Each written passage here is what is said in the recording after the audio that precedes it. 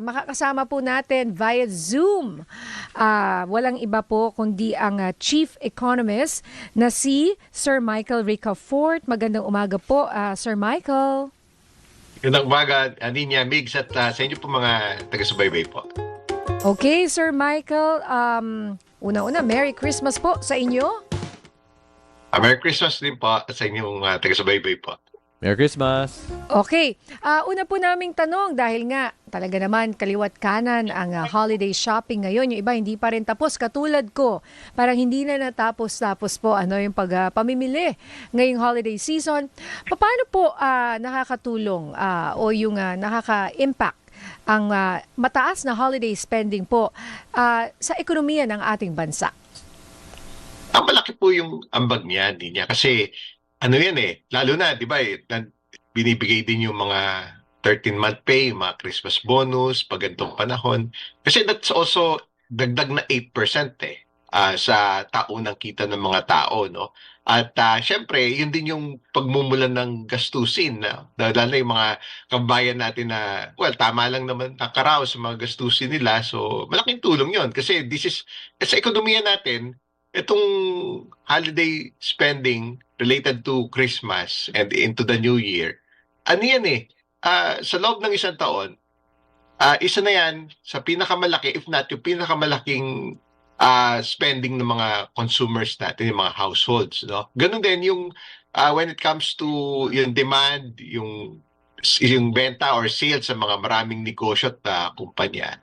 Nagmamatter talaga itong fourth quarter, lalo na particularly yung Christmas-related spending na nagko-culminate ngayong December. In fact, yung remittances, ganun din. No? Kasi, parehong kita ng mga mamamayan natin, yung either based dito or yung mga iba naman, OFW, no? Iba exporter. Ayan, ultimo yung nasusuportahan din yung piso pag ganitong panahon. Kasi, yung pagpapadala ng mga kababayan natin, yung mga OFW sa mga pamilya and mga dependents nila dito sa Pilipinas. So, maganda magpapalit kasi medyo mataas, no? A little less than 59. Kano po ba ngayon ang palitan ng dolyar piso sa dolyar? Ngayon po, medyo nag-improve naman po ngayon kasi yun po yung manifestation nun. Paparating na talaga yung remittances. Ngayon po, 58.88. Kasi Kahapon, 59.04 po yan. At least plus At least bumaba ng bahagya, Sir Michael. Opo. Oo, yun yung mga ating naman nabibigyan ng kanilang mga kamag-anak sa abroad, no, ng remittances, natutuwa kasi tumataas rin yung value ng kanilang natatanggap, no, dito sa ating sa kanilang mga kamag-anak, at kaya naman ito pong pag-holiday spend, Pero sino po yung anong klase ng negosyo po ang nagkakaroon ng magandang kita ngayong holiday season? Malakas po ba ang kita ng mga maliliit na negosyo like mga MSMEs po? Marami po. Tama po kayo doon. Magandang punto po yan. Kasi ano ba yung typical na spending ng mga tao pag holiday season? Siyempre, pagkain. No? Yung maghahanda sila. No? Kasi paano yan Kumbaga, across, halos lahat ng pamilya ng tao, yung paghanda nila sa kanilang mga pamilya, kamag-anak, mahal sa buhay, mga kaibigan. So, yan, pagkain. No? Yung, di ba, kaya nga pagka itong December, talagang minomonitor din namin yung mga presyo, yung inflation, no, na tinatawag, no. Kasi syempre, mas marami pera yung mga tao pag December, bigayan din ng mga Christmas bonus. Tapos yan? So may pambili sila, maraming at gagastos talaga sila. It's close to compulsory. Tapos syempre demand supply yan, no. Lalo na yung mga tinatawag na Noche Buena items, yung mga panghanda. Yan, yung mga manok, yung mga meat products, no? Lahat ng typical na paghanda, yung mga rekado, no?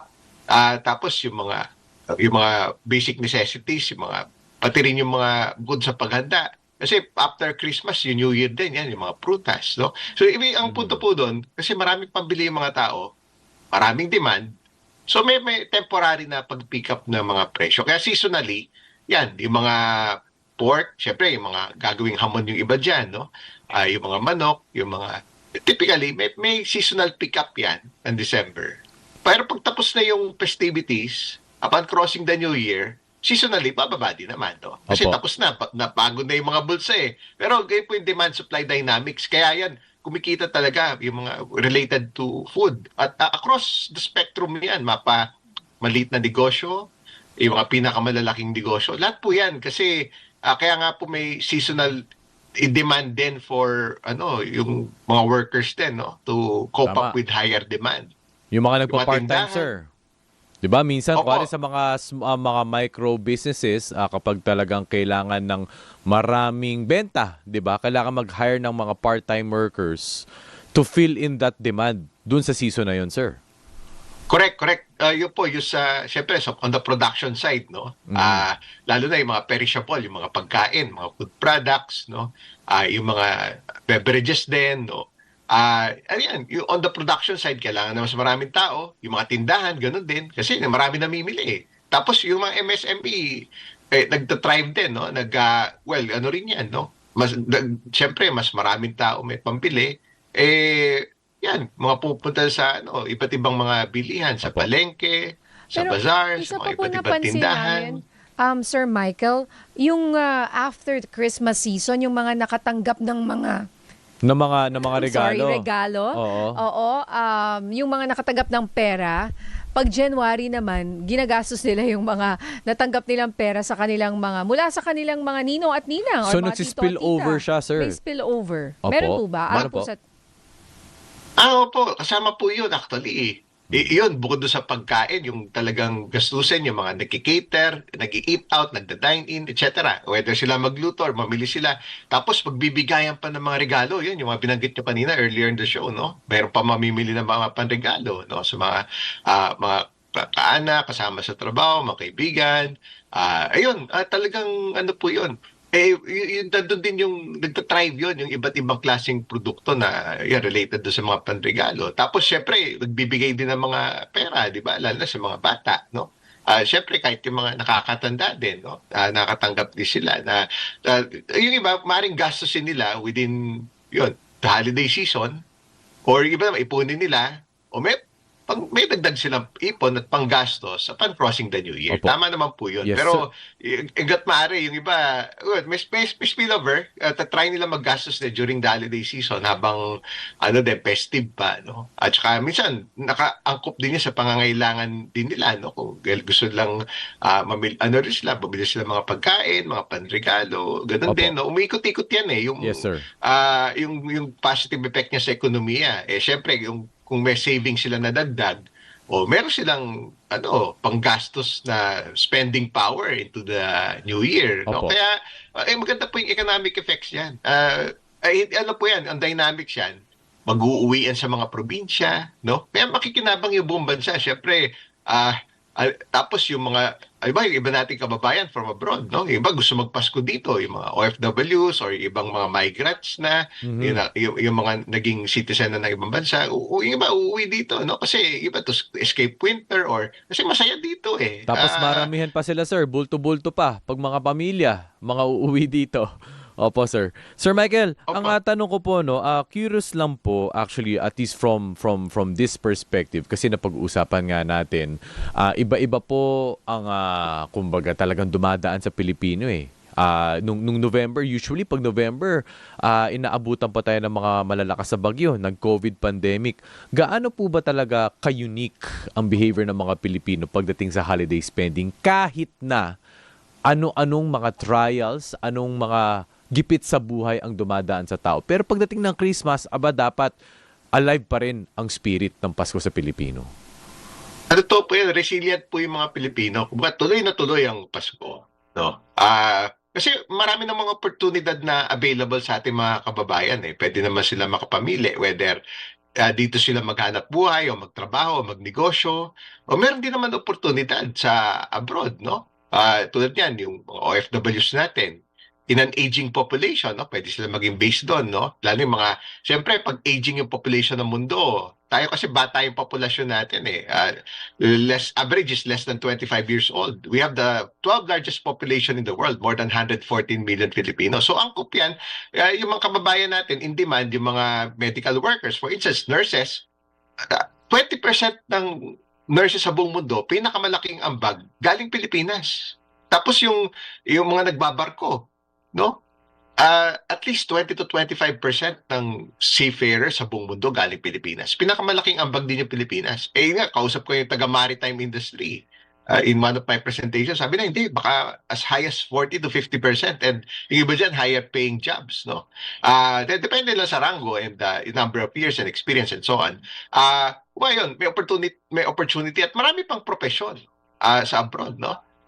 Marami mga teachers, mga medical workers, mga service workers, and so on and so forth. Kasi aging population, kailangan talaga nila doon. Yung mga gusto naman manatili rin dito, may ang option, yung BPO, yan, malakas po mag-generate ng trabaho yan. Kasi more than 1.8 million Filipinos ang employed po ng BPO ngayon. Noong 2004, nagsimula lang po yan, 21 years ago, 100,000 lang. BPO workers, imagine nyo po yung growth from 100,000 employees ngayon, more than 1.8 million and still growing yung industry association ng BPO. Kahit nga for the next 4 or 5 years at least, despite AI, magta-thrive pa rin yan. Bakit po? Kasi number 2 ang Pilipinas sa BPO after India. It's earning now, this year, mga $40 billion. Last year, kumita po yan at $38 billion. Ang kita ng BPO, 21 years ago, $1 billion lang.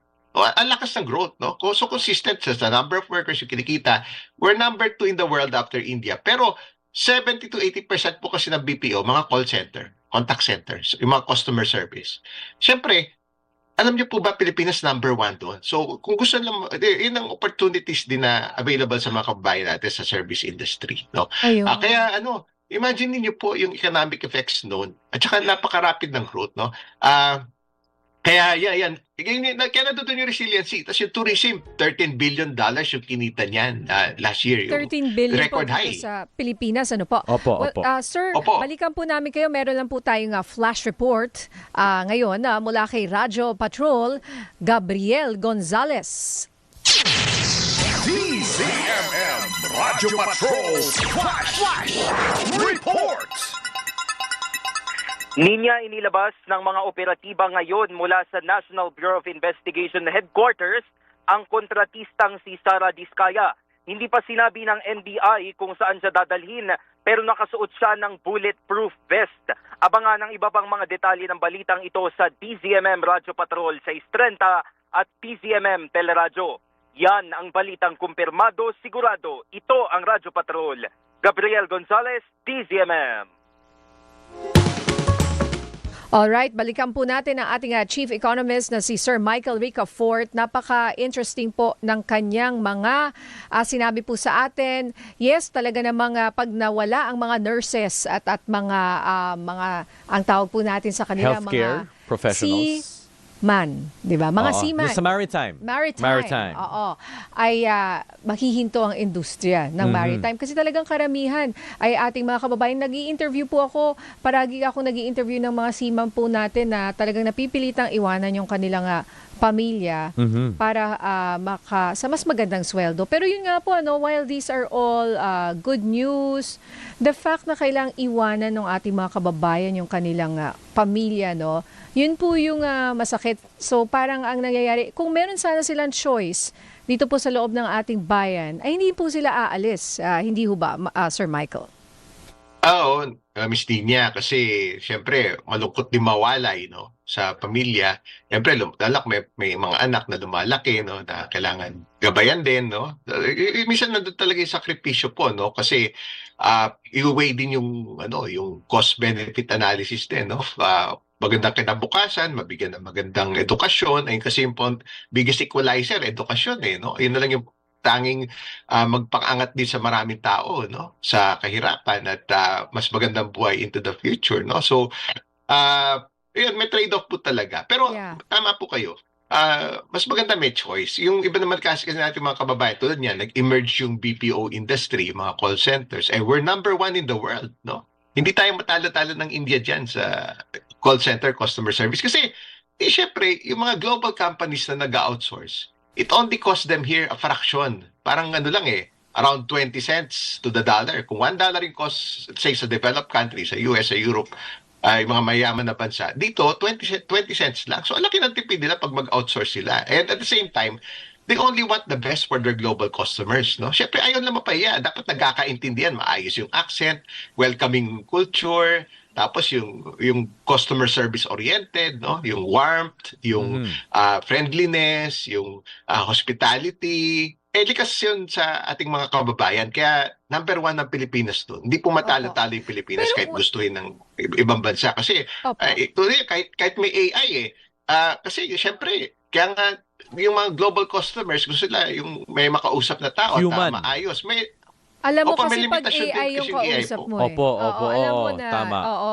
Marami pa rin sa atin prefer. Pati nga minsan, di ba, yung pag nag-text ka, nagtanong ka, meron ng sagot agad. Parang minsan hinahanap ko yung customer Yung- service. Yung may nakakausap ako Na galing sa tao. bangko. Oo. Di ba, na tao talaga. Oo. Iba yung impact po nun, lalo na sa mga consumer or mga kami po, na nagbabayad para dun sa serbisyo Serbisyo. na yun. Opo. Yun sa BPO po natin, bukod sa Metro Manila, I'm curious, ano pa po yung mga lugar outside of Metro Manila na malakas ang kanilang BPO industry? Anong mga probinsya po yan? At bakit malakas sa mga lugar na yan ang BPO?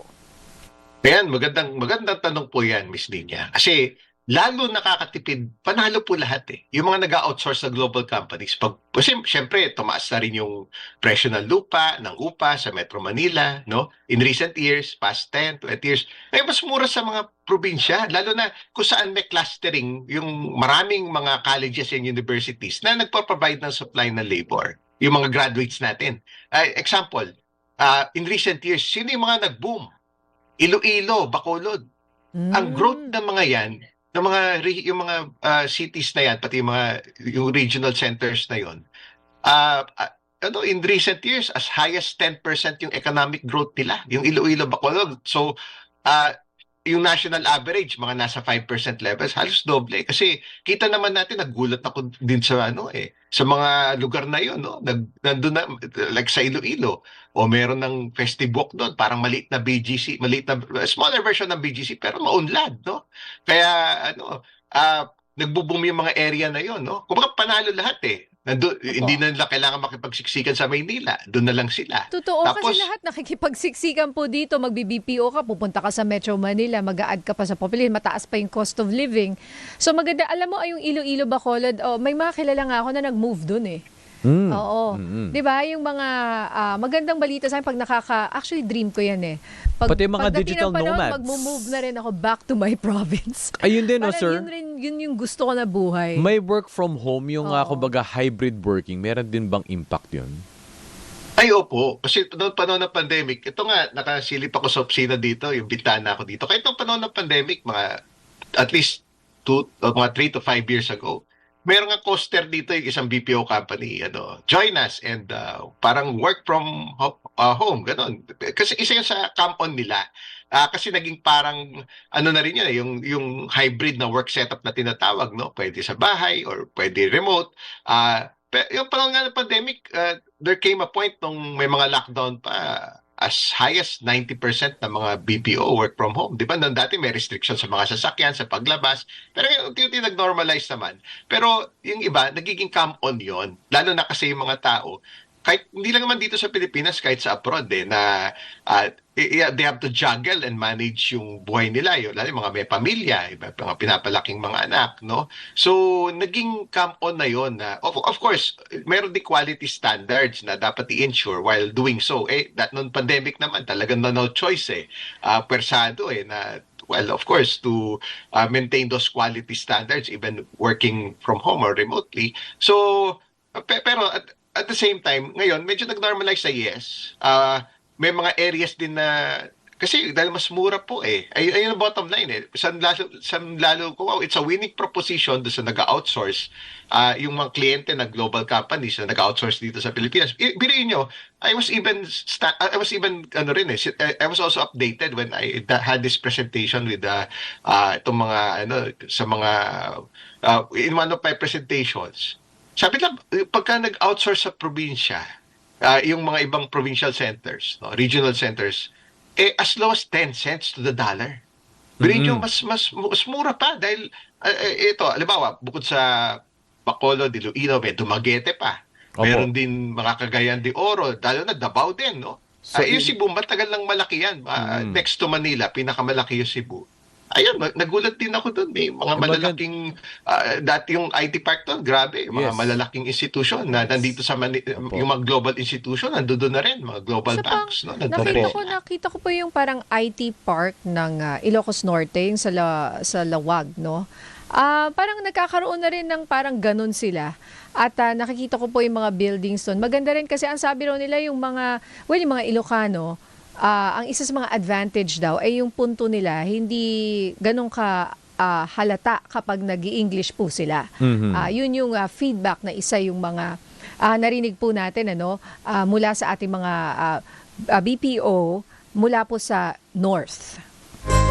Malaki Narinig pa yung ko yun. oportunidad ngayon doon sa Norte. Kasi lalo na kung yun yung home province ng presidente din, no? So talagang naging governor din siya doon, tapos yung pamilya nila doon din galing. At fast growing din yung part of that country, no?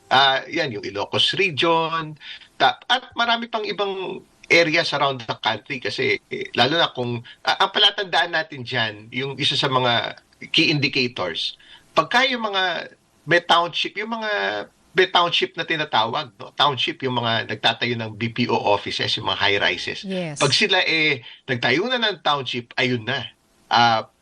Ano na yung palatandaan? Yun, magmula sa norte. Yung mga major centers, yung Baguio, medyo established na rin yun. Yung Clark, yung Calabarzon. Ito, kahit even here, no? Within Metro Manila, yung dating mga warehouses, factories, yung ginagawa na ng yung mga township din, no? Tapos kahit nga yung opportunity, kahit dito sa Bulacan. Pag nandun kayo sa NLEX, makikita nyo, may tinatayo na rin ng mga township to. Kasi malapit lang dito sa atin eh. And lalo na, kasi importante po talaga, yun, yung mga binanggit natin na lugar na yun. Kasi may maraming mga colleges, may mga universities, so maraming graduates. Yes. Sila ang For employment. talent nandun. Oo, yung Ano target po yung na talent? nila. Sabi ko nga Opo, sa iyo, opo, yung opo. iba talagang nasa BPO na yung mga or nagbabangko or ganyan imbis na kunyari itutuloy nila yung business ng kanilang pamilya or even yung may mga nakakalungkot yung kunyari farming, yung pamilya ng mga magsasaka. Kumbaga ang mga apo nila ay nasa BPO. O, yung mga ganun ba? So, yung may mga ganun din na mga istorya pagdating po sa ganito. Pero, yun nga, na-notice ko rin nga po, marami na ring mall na nagtatayuan po sa mga probinsya. Like, nagbukas siya isang napakalaking mall sa La Union, napakaganda raw. O ibang, very artistic and laid back yung version ng mall na yan. And sabi ko nga, galing akong Lawag, kakabukas lang din nung kanilang malaking mall dyan. Ibang brand naman ng mall. So, kumbaga, kabilahan na yung mga mall sa mga probinsya. Kaya yung mga tao lumalabas, Correct. kumakain. May demand. Merong Oo. purchasing power para mag-spend. Kaya nakakapagtayo ng mga mall. Alright. Alright. Well, sir, siguro bago po tayo magpaalam, nagtatayuan nga po itong mga big malls and itong mga BPO. What about the small businesses? Ano pong advice nyo sa kanila? Kasi ito, may tanong nga po dito, ano pong maaaring gawin ng mga maliliit na negosyo o MSMEs upang namang mapakinabangan itong mataas na demand kapag Pasko? Very quickly lang po, sir. Thank you. Opo. Kasi naman talaga, well, that's a sign of progress din, no? Yung lumalapit na po yung mga, whether yung mga big chains, kanina yung BPO offices, pinag-uusapan natin. Pati yung mga pati yung mga big malls, yung mga retail chains, mga fast food. Kasi sumusunod po sila lahat doon sa mga areas na yun, no? Yung mga yung iba kasing growth drivers, no, lalo sa mga yung mga provincial areas, regional areas. Yan, halimbawa, kung saan marami ring OFWs. Tapos, sila na yung lumalapit to make it more convenient. Ganon din yung mga MSME natin. May ecosystem na tinatawag yan So, pagka, bukod doon sa, yung third pillar kanina na binanggit natin, yung mga tourism areas, no? Nagki-create din yan ng maraming opportunities. So, and it also in nearby cities. So, yung mga MSEs natin, sila yung at the forefront. Kahit usually, pag wala pa yung mga malalaking negosyo, sila nauuna na doon, no? Yung mga supply chain, value chain, no? Yung mga suppliers, etc. And ayun, nandito po yung opportunity. Pero wini-weigh din po natin, no? Kasi may mga pera yung mga tao itong Christmas season.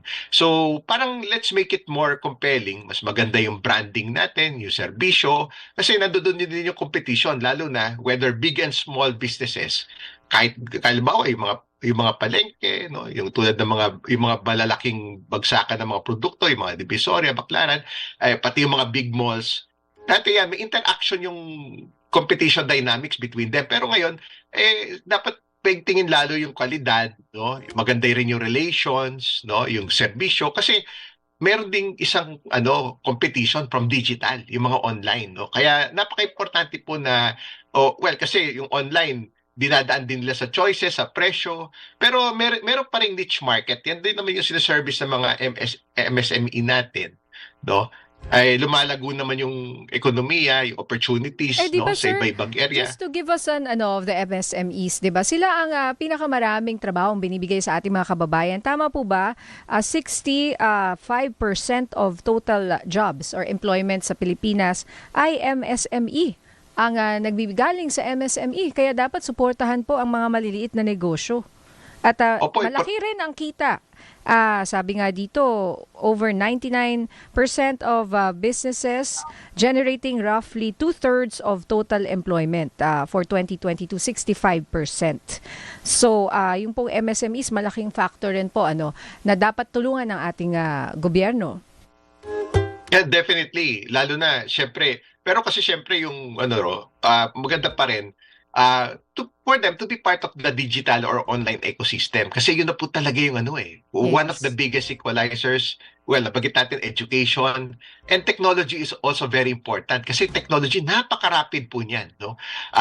Yung potential napakalaki din sa maraming negosyo sa buong Pilipinas na to be part ay ng malaking opportunity eventually yung supply. Kumbaga yung mga buyers and sellers, 'di ba ngayon physically yung mga marketplaces, yung mga pamilihan, no? Doon nagmi-meet yung buyers, no? Yes. And yung sellers. Ngayon digital. Kasi ultimo po yung mga lugar na lalo na yung mga medyo malayo, isolated. Basta magkaroon lang ng diyan, ng signal na. Ayun, makakatulong din po 'yon na mag-participate din sila do sa online or digital commerce, no? Kasi that's the way to go, no? Yes. And of course, ma-maintain pa rin natin yung service quality, pati yung syempre yung product quality, service quality, no? To really emerge and be better. And of course, yung harnessing technology to also improve productivity and to lower the cost. Kasi minsan presyuhan din yung labanan, kalidad ng produkto, yung serbisyo. Yun po yung mga basics And palawigin pa yung market by yun. Kasi online, mabilis po talaga yung growth kung nandoon tayo sa ecosystem na yun. Ito yung example ko. Tingnan niyo, ito si Amazon, di ba? Opo. Nagsimula lang yan 30 years ago sa garahe. Pinautang lang ng $250,000 sa stepdad niya, si Jeff Bezos. Yun, nagsimula lang siya sa garahe, utang sa stepdad niya. Ngayon, isa na siya sa pinakamayaman na tao. Kaya napakabilis po ng growth, yung potential na to reach more markets, makabenta na mas marami through online. Ayan. That's one of the biggest equalizers is po. the way to go. Yes. Alright. Maraming salamat po sa ating ekonomistang si Sir Michael Ricafort. Thank you, sir. Thank you so much, Thank you po. Miss Nina, Sir Mig, sa inyo po tayo sa gabaybay. Merry Christmas po sa inyo lahat. Merry Merry Christmas.